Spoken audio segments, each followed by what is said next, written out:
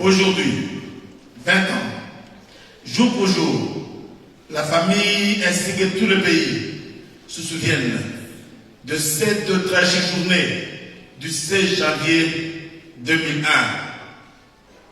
En pensant à cette journée, une journée noire, sombre et triste, je me permets de dire, comme Job, je maudis la journée du 16 janvier 2001. Chaque mois de janvier qui arrive, je ne cesse de me poser la question de savoir pourquoi on nous est venu pour mourir 3 ans après et nous laisser en plein milieu de la route. Mais en lisant la Bible et surtout le livre de l'Exode, j'arrive à 2 conclusions. La première, l'histoire de notre pays dans laquelle nous joue un grand rôle est semblable à celle d'Israël de Moïse. 2. Nous est venu pour un but précis et sa mission était bien définie par Dieu. En lisant le chapitre 3 du livre d'Exode, nous trouvons Dieu en conversation avec un homme. Et cet homme-là était un fugitif, poursuivi par le pharaon pour avoir assassiné quelqu'un.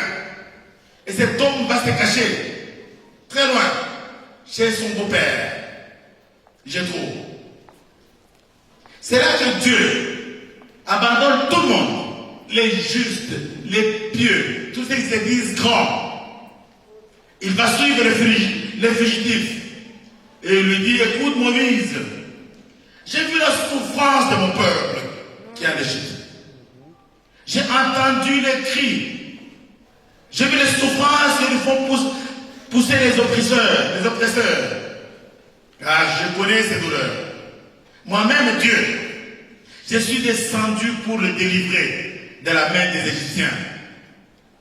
Et pour le faire monter dans ce pays, dans ce bon pays et vaste, où coule le lait et le miel. Dans les lieux où habitent même les Cananéens, les Essiens, les Amoréens, les Phérésiens et les Jébusiens. Mes amis, Dieu dit, je connais. Dieu dit, j'ai vu l'oppression. Et Dieu dit, j'ai entendu. Et Dieu dit, je suis descendu pour sauver. Et quand Dieu dit ça, alors Moïse est content que Dieu vraiment il descend lui-même.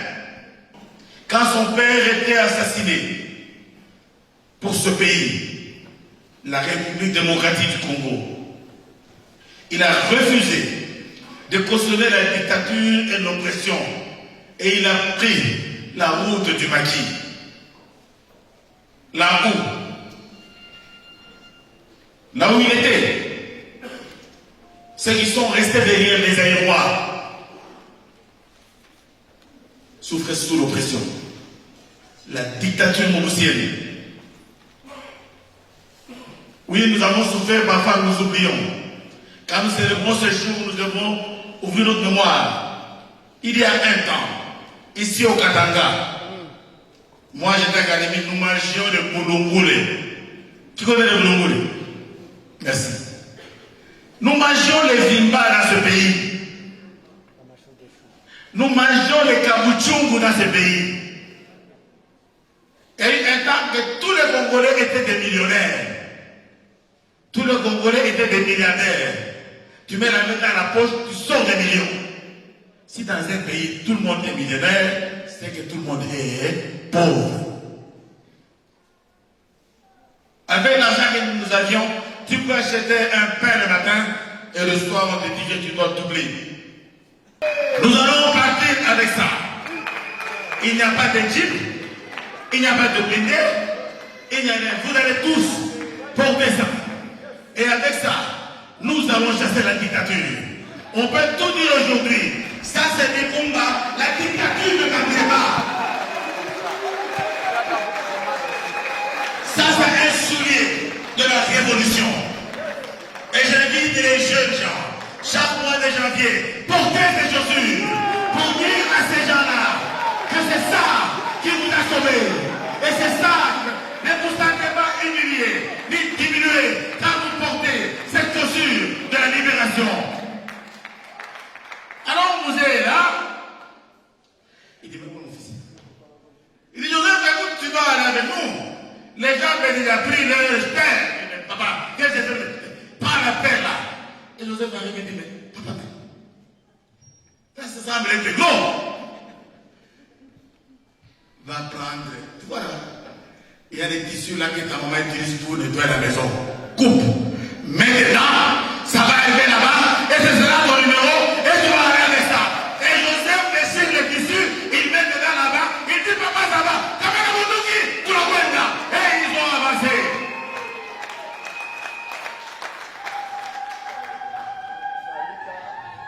La mission avait été très bien définie par Dieu.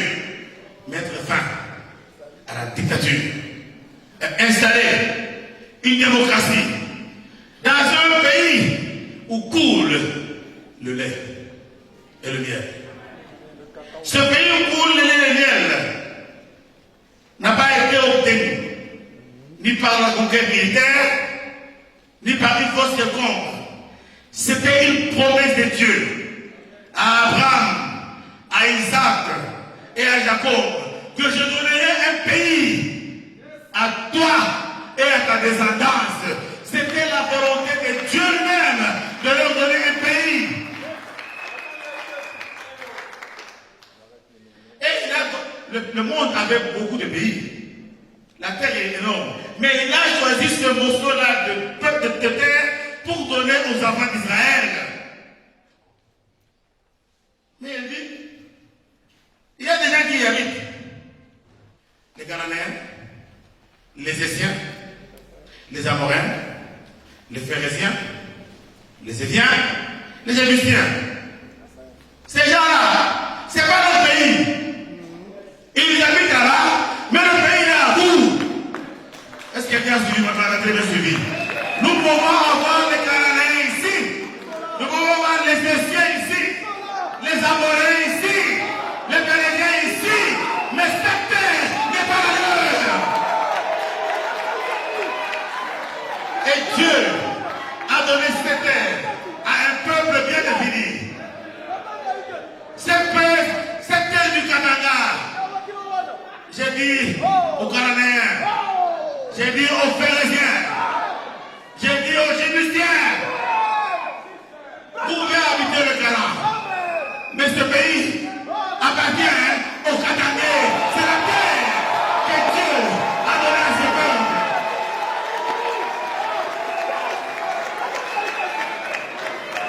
C'est l'alliance que Dieu a fait avec nos ancêtres. Ce n'était pas un don de quelqu'un. Ça n'a été ni les dons de la Belgique, ni les dons des Nations Unies, ni c'est les dons de Dieu. Il a donné ça à moi, diable, il a donné ça à ces deux chansons, il a donné ça à nos pères, et il a dit, ça, vous allez mériter,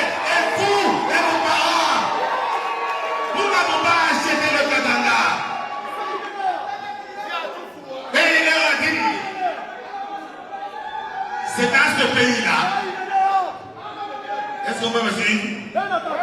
Dieu est bon. Est-ce qu'on peut applaudir Dieu?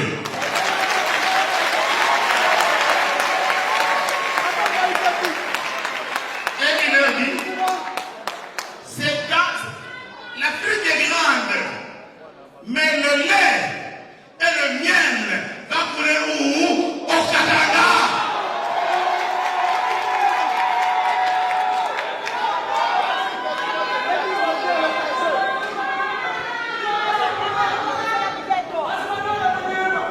Ne prétendez pas que, mais Dieu vous a donné votre terre. Amen. Dieu a donné à chacun sa terre.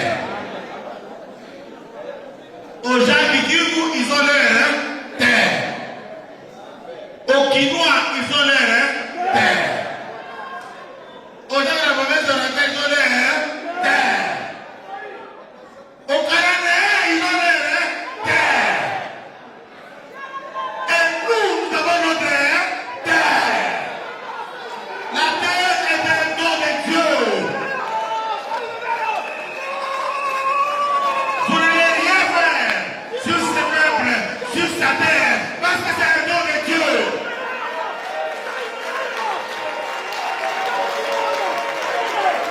Et c'est dans cette terre qu'il nous a donné les dirigeants. Ils n'ont pas choisi. Tchombe n'a pas choisi. Dieu dit, toi, le Katanga. C'est une toi, le Katanga. Nous allons décider Kabila, toi, le Katanga. Joseph Kabila, toi, le Katanga. Ils n'ont rien fait. C'est Dieu lui-même. C'est Dieu qui donne. Vous pouvez vous opposer. Mettre toutes les barrières. Vous ne bloquerez jamais Joseph Kabila à venir chez lui.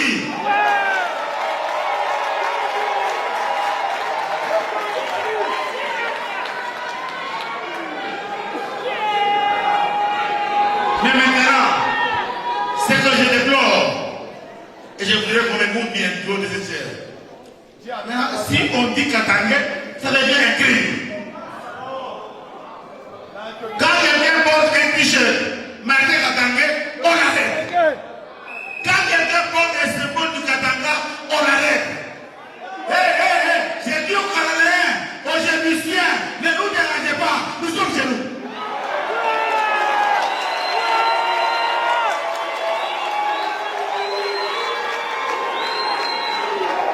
Et je remercie mon fils qui a dit ici que Kabila reste où? Chez lui. Et il restera où? Chez lui.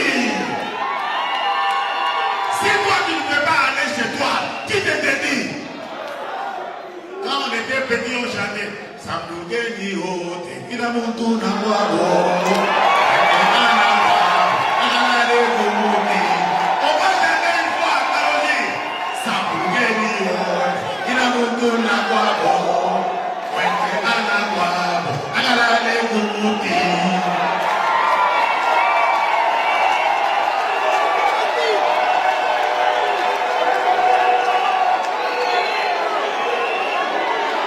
Sambougeni wote kwenye anakwabo. Wende walale kumuti, ne papa dormir à la poste. La poste est quelque chose à goûter.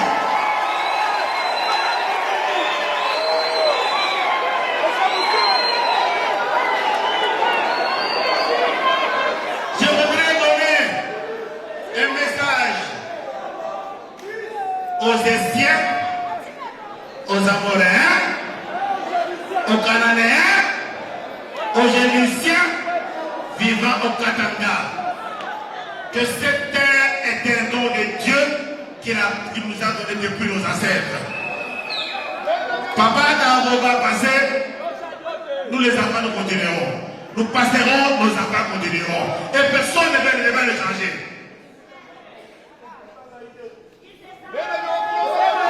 Le Katanga est votre terre.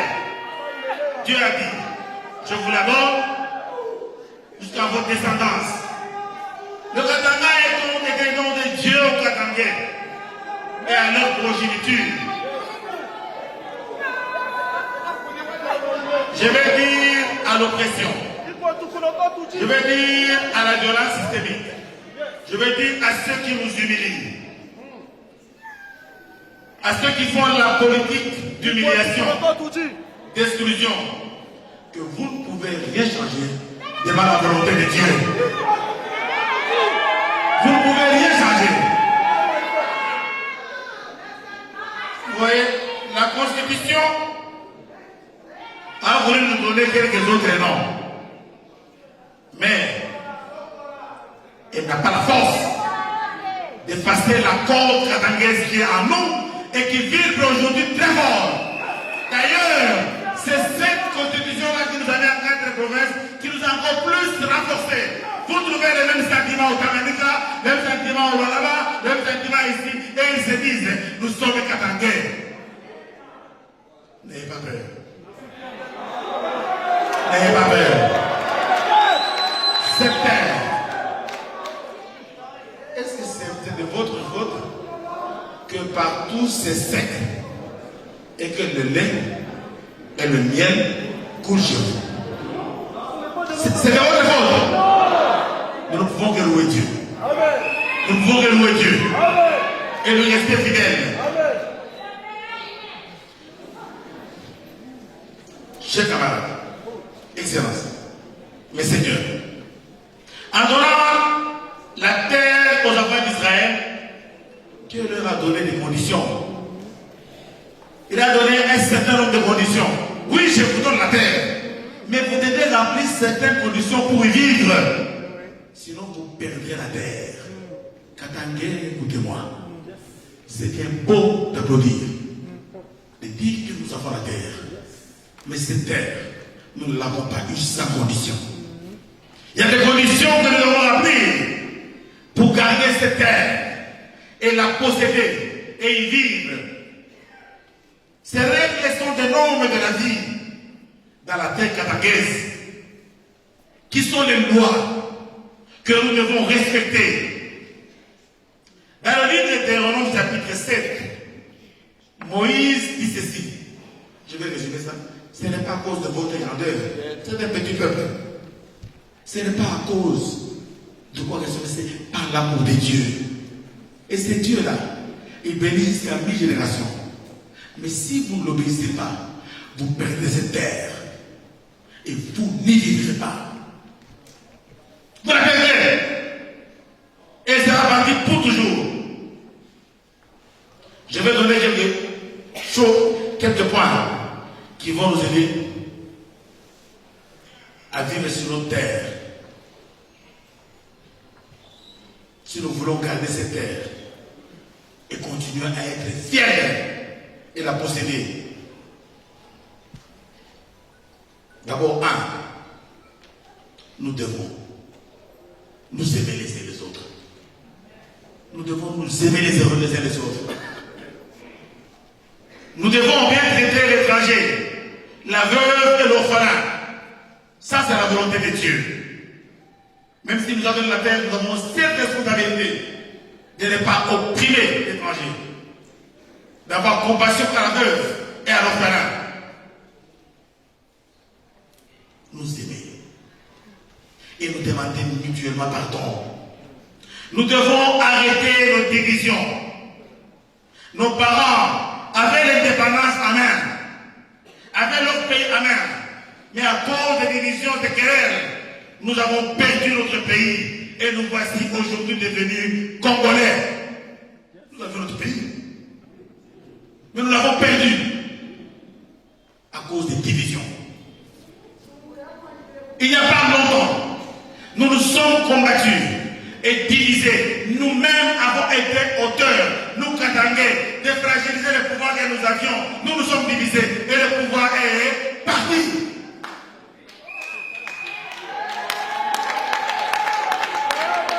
Le pouvoir est parti. Nous avons été tellement orgueilleux, imbus de nous-mêmes. Notre leader avait tout, nous avions tout. Mais nous nous sommes divisés.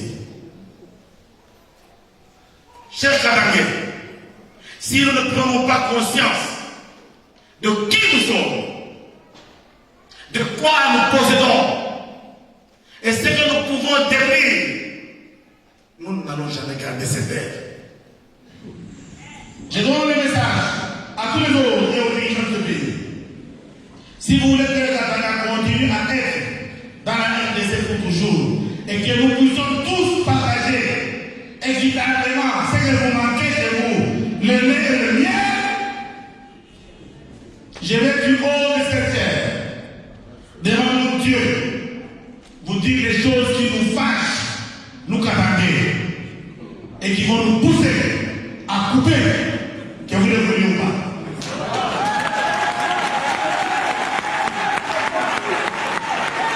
Si vous vous corrigez, si vous changez votre comportement, nous allons nous embrasser et vivre ensemble dans la paix et dans l'harmonie. Mais si vous ne changez pas, je vous dis, Jean-Baptiste a dit, quand il plaisait l'arrivée de Jésus, il a dit la hache est déjà préparée.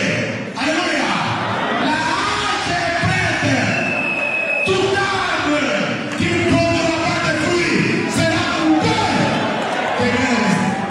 Je suis venu pour apaiser, pour consoler. Mais si vous ne suivez pas les choses, je pense qu'il y a aucun Katangais qui va réguler. Parfois les gens ont peur. J'ai dit dans les réseaux sociaux que nous sommes venus pour couper. Je ne suis pas venu pour ça. J'ai fait la paix ici. Je suis réconcilié avec et je sais de Dieu. Maintenant, voici les choses que je demande aux autres là, s'ils ne veulent pas que le Katanga se coupe. La première chose, ils doivent respecter nos dirigeants. Et plus particulièrement notre leader du Katanga, le président Honoré, les sénateurs Abdi, Joseph Kabila. Vous devez arrêter avec les humiliations. Vous bloquez choses. Et c'était très grave. Vous ouvrez les balises qu'un ancien chef de l'État à l'aéroport et vous publiez des biens sur les réseaux sociaux. Et vous pensez que nous serons contents, nous allons nous applaudir? Jamais. Je vais leur demander de réglementer les chauffeurs de moto-taxi pour qu'ils respectent la loi et fassent bien leur travail de transport public. Si vous permettez tout, ce qui se passe avec les motards, c'est incroyable. Ils peuvent le faire à Cana. Ils peuvent le faire chez les Philistins. Mais pas dans la terre de Tchombe. Pas dans la terre de Xalorioman de Zégadia. Pas dans la terre de Joseph Kabila. Il faut respecter les coutumes et nos chefs coutumiers. Dans la coutume, il y a des secrets. Il y a des semelles spéciaux. Hommage caché dans un coin. Parce que c'est votre coutume. Mais si vous commencez à manger vos mets coutumiers devant tout le monde et en public, mais vous êtes en train de violer les coutumes des autres. Est-ce que quelqu'un m'a suivi? Est-ce que quelqu'un m'a suivi? Qui veut dire Amen? Je vous dis la vérité. Chez nous, on dit qu'il y a un endroit qu'on appelle Mbala. En Mbala, là, il y a des mets spéciaux que même les enfants ne doivent pas boire. Mais chez nous, nous avons un Mbala. Nous avons des choses graves que nous mangeons. Des serpents, des crocodiles. Mais nous ne les mangeons pas à la place publique. Vous voyez nos chefs coutumiers, respectez-les. Ils sont porteurs de nos valeurs. C'est par eux que nous tenons. Mais si vous arrivez dans un village, vous mettez votre drapeau, ça c'est le chef coutumier, vous le prenez comme votre ciel, les Katangais n'accepteront pas ça. Il est notre chef et nous allons l'honorer. Et si vous ne voulez pas de lui, laissez-le ici chez nous. Il a le droit de circuler partout. Il est fils de Mosée. Le sang de son père est encore frais dans le bureau aujourd'hui. Nous vous aimons. Vous pouvez rester chez nous. Voilà ce qui fâche les Congolais. Voilà ce qui va amener la sécession. Ce n'est pas notre volonté. Je vais terminer avec un dernier mot.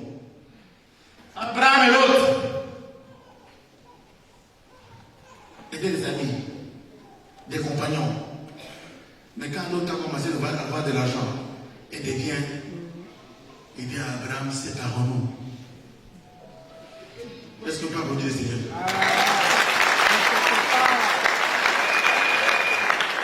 C'est la fin. Je vais arrêter. Mon évêque me regarde, le pasteur, je vais t'arrêter maintenant.